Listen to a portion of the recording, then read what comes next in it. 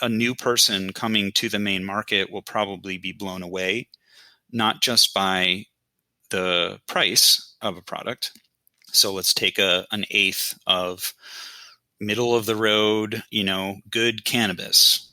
The average price for that in Maine is $25 to $35. Come on. Oh my goodness. Are you kidding Pre-tax, me?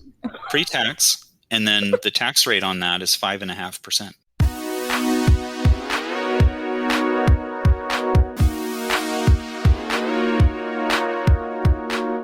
Hi, everybody, and welcome to Different Leaf, a show for new and experienced cannabis consumers. I'm Brit Smith. More and more states are legalizing marijuana in some form every year. This year alone, we've already seen Connecticut, New York, and New Mexico give the green light. And each state seems to be developing the industry in its own way. Most states are requiring potential cannabis companies to pay thousands, if not hundreds of thousands of dollars to just apply for a license to open up shop, which means in many states, they're already starting to be overrun by rich corporations. But in Maine, they've been doing things very, very differently for more than 2 decades now. They've got a much less regulated industry that has essentially let mom and pop style pot shops pop up all over the state map. And it's proving really beneficial for the local entrepreneurs, the farmers, and the medical marijuana patients too. Pop on over to differentleaf.com and buy yourself the summer 2020 issue, and you can read up on how Maine does business. And if you find Different Leaf on social media, you can get a sneak peek inside the magazine. Here to talk to us today about Maine's marijuana marketplace is Mark Barnett. Mark is the owner of Higher Grounds, a coffee and cannabis company in Portland, Maine, that features local craft artisan pot products. And he's also a founding member of the Maine Craft Cannabis Association, a group of independent cannabis businesses, advocates, and enthusiasts who are fighting for fair, local, and craft-oriented cannabis policy in Maine and beyond. Thanks for joining me. Oh, it's really a pleasure to be here. Thanks so much for having me today. So I would like to talk to you about the Maine cannabis market. From what I've heard, it's really different to all of the other states that have legalized, essentially. So obviously we're based in Massachusetts. Most of us in Different Leaf are in Massachusetts. Before that, I lived in California. So I've seen a couple of different ways that they've been doing legal weed and the different regulations and policies. But from what I hear about Maine, it's a little more focused on the mom and pop weed scene. Can you explain to somebody who has never been to Maine and has never interacted with Maine cannabis, what exactly it's like to buy weed up there? That is one of my very favorite things to do. So, the question about what sets Maine apart and, how are we different? It's more than just the nuances that often are, between a California market or the Colorado model or Alaska or Massachusetts, where it's some minor tweak in the sort of generally accepted best practices of cannabis regulation. That would be different between Massachusetts and, say, Colorado. Whereas in Maine, a lot of the fundamental difference is that we have had a program much longer than most states. This is something people don't necessarily know about Maine, but our medical program really began in 99. It was passed in 98. And its roots were very much in the compassionate care, palliative care world. And in that world, you're very focused on the patient. And I think some of this is also unique to Maine's kind of DIY culture and agrarian sort of culture. Mm-hmm. There was no real huge push to have intense corporate commercial regulation of that market. Even when they started in 99, there wasn't anything like a desire for medical dispensaries or some way. Was it all just grow at home? Yeah, the way that the Maine market was sort of created was on this caregiver model, which actually persists to this day and completely dominates Maine's medical market.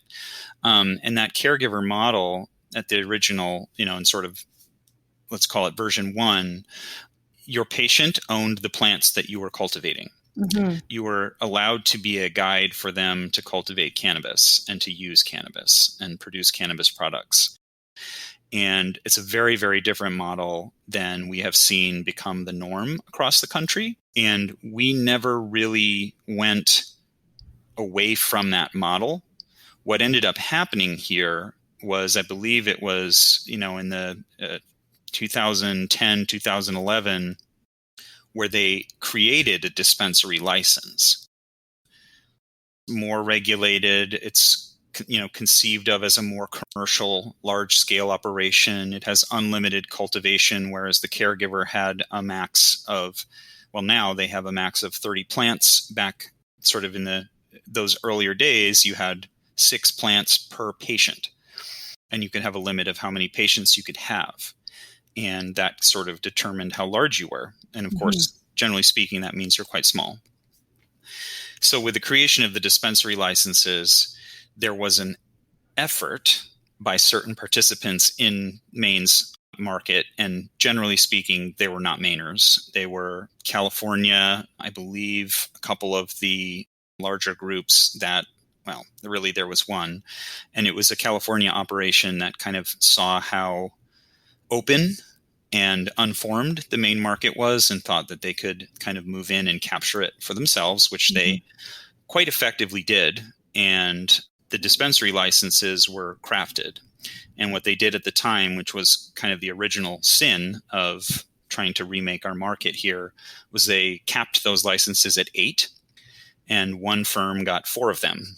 Oh. And that firm has now evolved today into Acreage Holdings, where, one of those lovely white collar villains that everyone is so concerned about in the cannabis space, and rightly so, because generally the approach of those types of participants who are financial, who are largely vulture, private equity in their background, has been to create protected profit stream for themselves and to kind of carve up the market among a cartel of players rather than have a free market, which the Maine caregiver model, despite its limitations and your size and those sorts of things and your flexibility for your commercial shape, really anyone who wanted to could do it. If you're a resident of Maine and you could follow some very reasonable best practices and pay your taxes. So am I right in saying that a lot of the advocacy that you've been doing is to sort of try and keep it so that the big guys don't come and take over this, essentially what was the Wild East? People who are living, I guess, less of a police state approach to cannabis legalization and more of just sort of a local community approach to caregiving. So what is it that you think that other states might be able to take from what you think Maine has done well and has not done well about helping out the little guys and keeping out the big players like that? Yeah, I think you frame it sort of perfectly. A lot of the work that I have been doing here and that the folks who for a couple decades before me were really engaged in was in playing defense and in preserving and protecting what originated as this very community-oriented, patient-oriented model. And, as with those dispensary licenses at various junctures, large players have tried to come in and distort that market with the narrative of, as you said, the wild, wild East. This is so dangerous. You need to give me all the business so that things will be safe and easy. And the dispensary licenses was sort of the first round, and then the creation of the adult use program was the second round. Unfortunately, it was a huge squandered opportunity for our state. That was kind of around the time that I really started to get my teeth into this. And so I think I have some good answers to that question about what do we do well? What do other states do wrong? But the context is that we are a heavily agrarian state that has grown cannabis since the early 20th century in fairly significant quantities. Way back, it was farmers growing it in the corn rows. And you would harvest your crops, and then you could harvest your cannabis, keep it over the winter, and keep you in cash, when everything else was sort of dead and you're waiting for the ground to thaw. So we have a long, long history of cultivating cannabis here. So that's a part of it. But another big part of it is that no one here, relative to many states, and especially the richer coastal states that have created their cannabis markets. No one here is that far apart demographically from most of their neighbors. So there's a lot less income inequality here because most people have a lot less money. Not to say there aren't pockets of wealth and there aren't elites here, but it's simply not that kind of a culture. And there's kind of a stubbornness about that and a pride in that. And I think that that translates into how both people conduct themselves in business, but also into how our politicians operate. So the last kind of special context I think is important for Maine is that our legislature is very much a working person's legislature. They're not paid a lot of money. They, generally speaking, aren't able to participate in some of the softer corruption that often takes place in other states. So I think, that's kind of the setting that we're slightly lucky to have. A, we have talent. B, we have, a sort of resistance to the elitism that frames this market and this regulation in so many other places. And then we also have a legislature that almost of necessity must be more responsive to their people. So unlike California or honestly in Massachusetts, where you couldn't be further away from the people you represent in a lot of ways as a member of the legislature, that's just not possible here. Yeah. So those are kind of the setting. The specifics about Maine's regulation that I think are really very, very smart and also very lucky in some ways. I don't think many of these things are necessarily planned out 10 years in advance, but we have resisted track and trace since the very introduction of that concept into cannabis markets.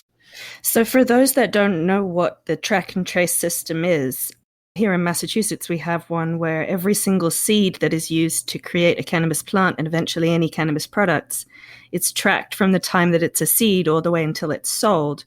But what do you see as the negatives of that, and what are the positives of not having a track and trace system?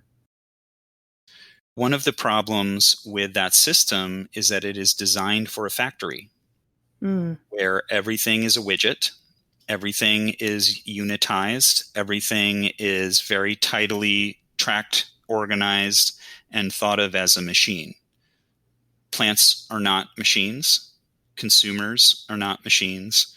And operators, especially farmers who create the best quality products, their key competency is in growing wonderful plants. And there are not really many farmers who grow excellent produce who spend their day worrying about the 1/10 of a gram of trim that they cut off of their plant so that the nugs underneath in the lower structure could breathe more. Right. Whereas under the track and trace system, if you cut a single leaf off of a plant, you are literally supposed to record that waste, because the concept is, and this is where track and trace becomes so, in my mind, it's a cancer in regulation. It is truly a cancer because it assumes that you are a criminal.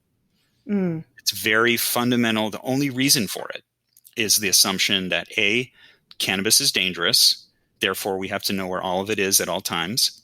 And then B, that you as the operator are a crook trying to harm people with cannabis and trying to divert and trying to not pay taxes and trying to not participate in this business.